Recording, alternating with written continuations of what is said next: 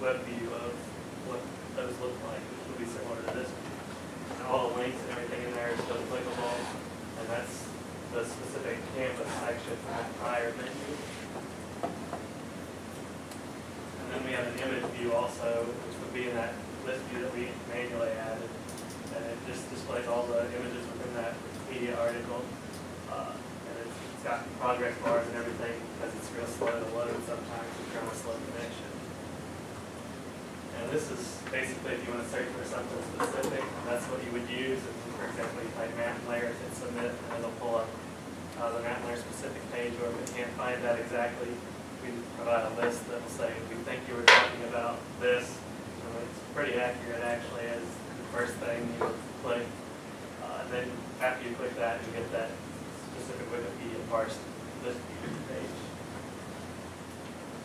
Important feature to our project is the ability to go back into your history and see where you've been recently, whether it's you searched for it, you've been there via GPS and it found it for you.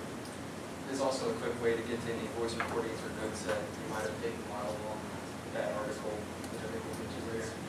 We utilize a SQLite database and just a simple way for giving back to the filter campus. Also in the database we have a feature for itinerary. You can store a list of ones of interest that you either want to go to or you've been to before and you want to come back in here in case you want to go back. And it's just you put in the place and a suitable location and you'll find it.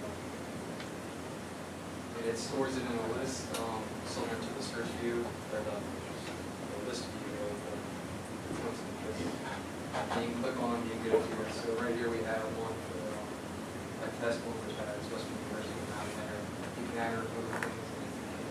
Also map, which is okay, so from the itinerary you can map your locations. You can see an example picture here. We just did an itinerary of some locations around the state of West Virginia. If you have any locations in your list that it is unable to map, as soon as the map loads, it will give you a dialog box that says, hey, we couldn't map this particular location. The map dynamically centers. It uses the GPS latitude and longitude data to figure out a point that is central to every location. It also dynamically zooms depending on how far the locations are apart from each other. So that on this one we have, the map, you can see 5 or 6 different states on there. Whereas if we had a itinerary set up just for the city of Morgantown, the view you would get would be probably more a street view from Google Maps. And the other feature for the map is if you click on one of the markers for a location, you'll get a dialog box that tells you the name of that particular location. From the home screen, you can use the phone's menu button to get to settings. Right now we only have 2 settings that you can use right now. The radius size, which they talked about with locate me, so the user can decide if you were in a very large city, you would want to use a much smaller radius, whereas in a city the size of Morgantown or smaller, you might need to expand the radius size to get the results that you're looking for. The other option the user has is they can select whether they want to store information on an SD card or on the phone's internal memory. Other features that the application has been mentioned, text-to-speech. These are accessed from using the menu button while you're on an article view. The text-to-speech will load and read the article to you, so if you wanted to watch your surroundings or look around and admire the view you have of a location, you can still hear the information of the location instead of having to read it from the screen. Voice recording and notes, very similar to each other. They allow the user to input their own notes on a particular location. The text notes, the user can set the file name and then use the phone's keypad to insert any notes. Voice recordings are named automatically based on the location, and the user can just talk and it will record that and they can play it back later. As far as progress for the semester, we have completed all of the major goals as far as the functionality that we wanted our software to have. We're continuing to small bugs that we find maybe on particular articles or locations. And we're continuing to prepare for the Design Expo. As far as the future for our project, we are planning to release the software on the Android Marketplace. We're still debating if we want to release it free or if we want to charge like $1 for people to be able to use it.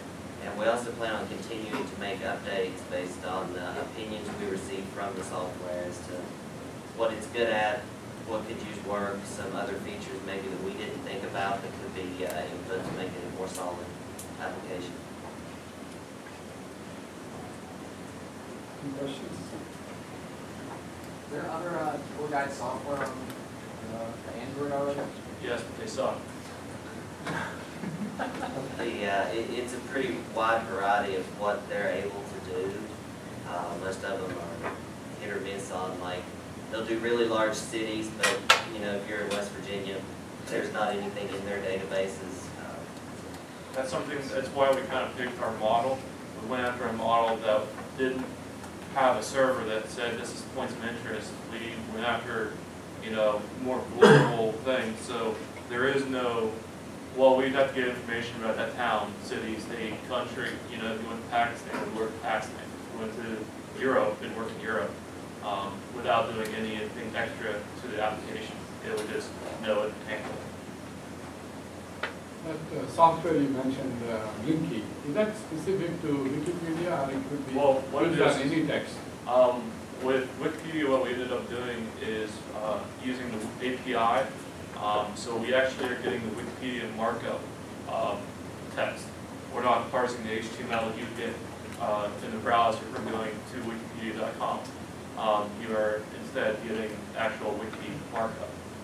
So Blinky converts that markup to HTML for us because we don't want full HTML. It was much easier to handle the markup than the actual page.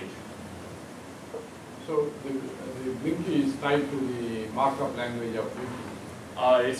It's just a library that interprets it. But that's how we convert it from wiki markup to HTML. Our article views are essentially a one-page browser per se. Everything's displayed in HTML, and that's why our links work in such the way they do. And that's why we did it that way, so the links would work. Any other questions? Okay, thank you very much.